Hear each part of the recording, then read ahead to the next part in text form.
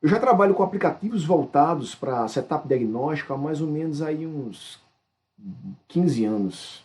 Na verdade, se for contar o tempo que eu já trabalhava com arte gráfica 3D, só de hobby, né, de brincadeira para fazer os estudos de caso e planejamento, né, dos pacientes lá da faculdade, já contam aí quase uns 20 anos. Nesse tempo todo, teve três coisinhas que eu aprendi, mas que eu gostaria de saber desde quando eu estava começando. Você quer saber quais são essas três coisas? Então fica comigo até o final desse vídeo que eu vou lhe explicar. Seja bem-vindo ao Fluxo Digital em Odontologia. Você está vendo essa timeline gigantesca aqui atrás de mim, né? Hoje eu estou já acostumado a trabalhar com esse tipo de projeto, né? Setup com muitas informações, muita segmentação, sequenciamento de movimentos com incorporação de imagens com manipulação ortodôntica digital guiada pelo sorriso. Isso aqui, inclusive, é um setup de um dos casos de um colega, né, que me contratou para fazer. Eu vou deixar um link para esse caso aqui no texto, aqui embaixo, se você quiser ver como esse caso ficou, né, no projeto final. E hoje eu consigo trabalhar com projetos nesse nível de complexidade porque eu levei muito em consideração essas três coisas que eu vou compartilhar com você aqui agora. A primeira coisa que eu gostaria de saber desde quando comecei a fazer setups foi justamente saber editar antes de saber usar o programa.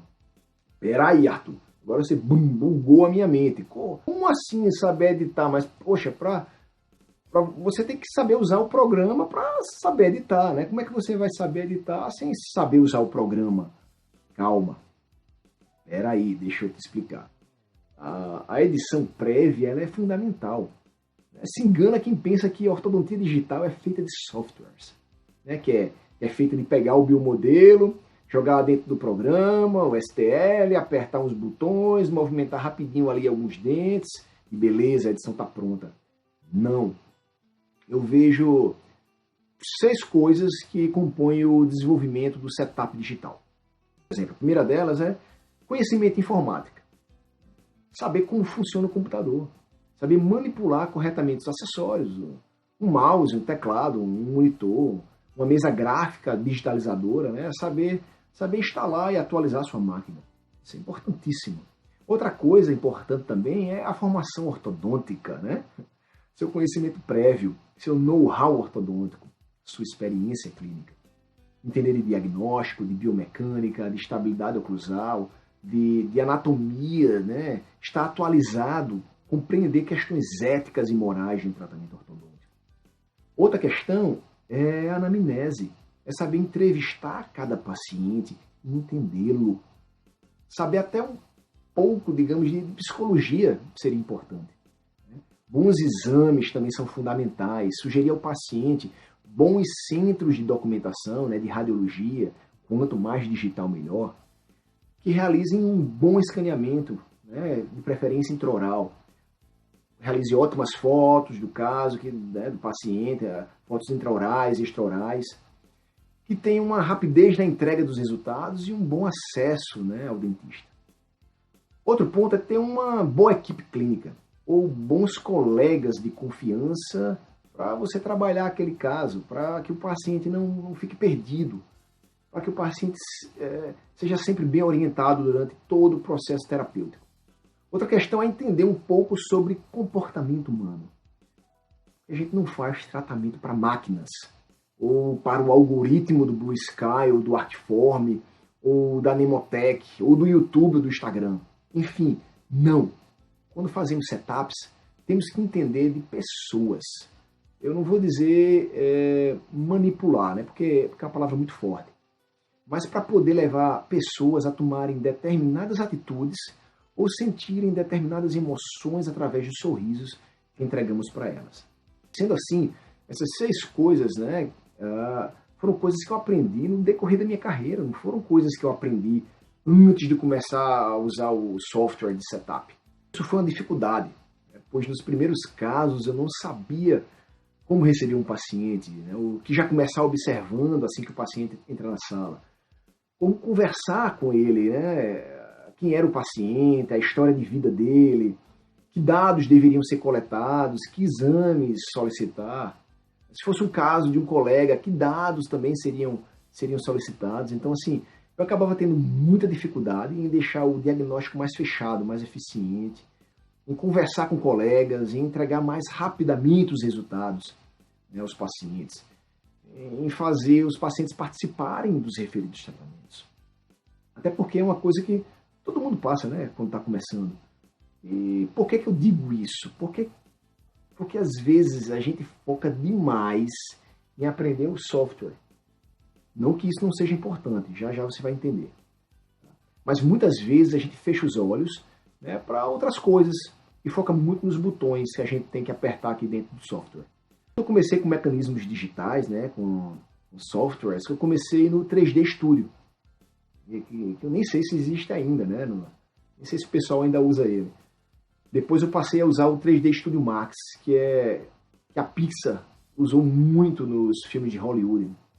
Aí logo em seguida parti para o Photoshop, CorelDRAW, em conjunto com PowerPoint, criando setups 2D. Depois juntei tudo com Prezi, que é uma ferramenta fantástica de apresentação. Aí veio a era dos alinhadores e entrei aí no CleanCheck, na Align, no Elementrix, no Arcform. Criei até no meu mestrado um software para calcular o Bolton a partir de fotografias tiradas de modelos de gesso. E mais recentemente, ingressei na plataforma, né, da Nemotec, né, o Nemocast 3D, onde já faz mais aí de um ano que eu só trabalho com ele. Mas sempre que eu estava fazendo a transição de um programa para outro, eu tinha muita dificuldade em aprender a usar o programa. Primeiro que eu nem deveria ter essa dificuldade toda, né? Porque esses últimos softwares que eu falei aí, eles fazem a mesma coisa. Eles segmentam dentes, eles modificam as posições dentárias, fazem mensurações 2D e 3D, permite que você trace uma timeline, né? Então, só que para mim era muito difícil transitar entre esses programas, porque eu não sabia das coisas que vinham antes deles, né? Que são esses 6 quesitos que eu falei para você. Então, meu conselho para ti é que sempre tenta equilibrar as coisas. Aprender software, mas também aprender essas outras coisas que envolvem o planejamento antes de você focar apenas no programa. Então pense nessas 6 coisas, né? Anota aí, leva isso em consideração quando for fazer seu próximo setup. E até mesmo na tua rotina clínica de estudos, como cadista de setup ortodôntico, beleza? E agora tem mais uma outra coisa que eu vou falar para vocês, né? Mas muitos de vocês já vão dizer que eu vou estar me contradizendo, né? Mas nós ortodontistas precisamos saber muito bem sobre nossas ferramentas digitais de diagnóstico e de planejamento que usamos. Pô, peraí, eu sei que você já está escrevendo aí nos comentários que eu estou me contradizendo. Deixa eu explicar primeiro. Assim como é importante você saber editar o tratamento do seu paciente antes de saber usar o programa, quando você tiver que estudar sua ferramenta, é essencial que você se aprofunde o máximo possível nela. Pois o software, ele faz parte de nosso trabalho, não tem como deixar de lado o nosso estudo dela. E por que eu digo isso? Porque nosso trabalho está muito ligado ao tempo. Tempo que a gente gasta para fazer a importação dos modelos, tempo que a gente gasta para orientar os modelos e fotografias, tempo que gastamos para segmentar os dentes e montá-los dentro do planejamento. Tudo é tempo. E quando a gente não sabe usar o nosso programa, a gente perde muito tempo. Procurando ferramentas, tentando fazer de um jeito que não é o jeito certo, ou então assim, tentando fazer de um jeito que é o jeito mais difícil, sendo que existem outras formas. Enfim, quando a gente aprende a usar o nosso software, no Nemo, por exemplo, eu tenho uma facilidade enorme em conseguir fazer muita coisa dentro dele, né? Porque eu conheço muitas peculiaridades do software. Eu conheço ele como a palma da minha mão.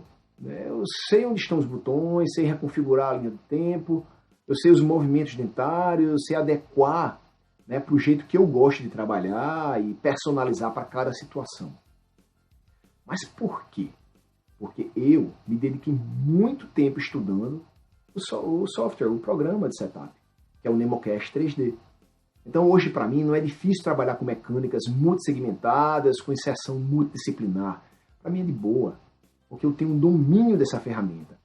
Quem me desse uma timeline dessa aqui, no outro software, por exemplo, como o Arcform, por exemplo, eu ia me ferrar um pouquinho ali para me encontrar, para achar as ferramentas.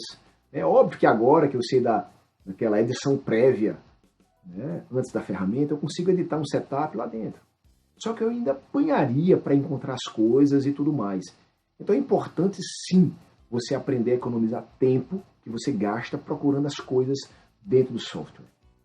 Quando você está editando o setup, lá no Nemo, pode ser, sei lá, que você leve a primeira vez 10 horas para editar.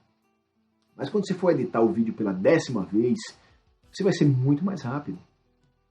Quando for editar a 100ª vez, você vai ser ainda mais rápido. Por quê? Porque você vai aprendendo sobre o programa. Então é essencial que você estude sua ferramenta para ganhar tempo. A terceira coisa que eu gostaria de saber, desde o começo, é algo que muitos experts, muitas sumidades no assunto costumam falar bastante, né, que é a gente nunca termina um setup. A gente escolhe parar de editar um setup. Como assim, Arthur? Eu sempre termino meus setups, eu vou, aperto o end ali, pronto, exporto os biomodelos, faço meu relatório, terminei o setup. Deixa eu te mostrar uma outra visão. Tá vendo essa timeline aqui? Eu montei esse setup aqui de uma forma, tá? As disposições dos eventos aqui e tal. Eu tomei várias decisões ao longo da montagem do setup que chegaram nessa timeline aqui. Eu, como cabista, poderia ter tido uma outra percepção, né? Ter montado a timeline de uma forma totalmente diferente, talvez com sobrecorreções maiores, attachments diferentes, attachments maiores ou menores, né? Round tripping. A gente, como cabista, toma muitas decisões. E essas decisões não têm só uma resposta, elas têm vários caminhos. Segmentar até que dente. Inserir o dente virtual agora ou só na etapa 3 ou só depois? Fazer o IPR em qual momento? Fazer esse movimento ser mais lento ou mais rápido? Adicionar um mirror nesse attachment ou não? Então são muitas tomadas de decisões que a gente, se a gente quiser, a gente passa a vida inteira remontando o setup. É igual, sabe, aquelas pecinhas de Lego que a gente vai juntando, monta uma coisa e aí a gente pode pegar essas mesmas pecinhas e montar outra coisa completamente diferente. No setup, os eventos são que nem essas pecinhas de Lego, que a gente vai remontando, né? E se a gente ficar aqui, a gente vira uma criança brincando com Lego. A gente vai começar a remontar, refazer, encontrar possibilidades novas e nunca vai querer parar. Isso é muito legal. Mas ao mesmo tempo, a gente tem que definir, né? Esse é o ponto que eu quero chegar. Então aqui é que eu terminei esse setup. Pronto, acabou. E como você pode definir isso? Às vezes quem define isso pra gente é o cliente, né? Ele chega assim e fala: Arthur, você tem 1 hora para entregar esse setup. Então, eu tenho que fazer isso dentro desse período, em 1 hora. Poxa, não vou conseguir passar disso. Então eu tomo as decisões para caber dentro daquela 1 hora. Ou então o cliente chega e fala assim: Arthur, esse setup aqui tem que ter no máximo 20 etapas.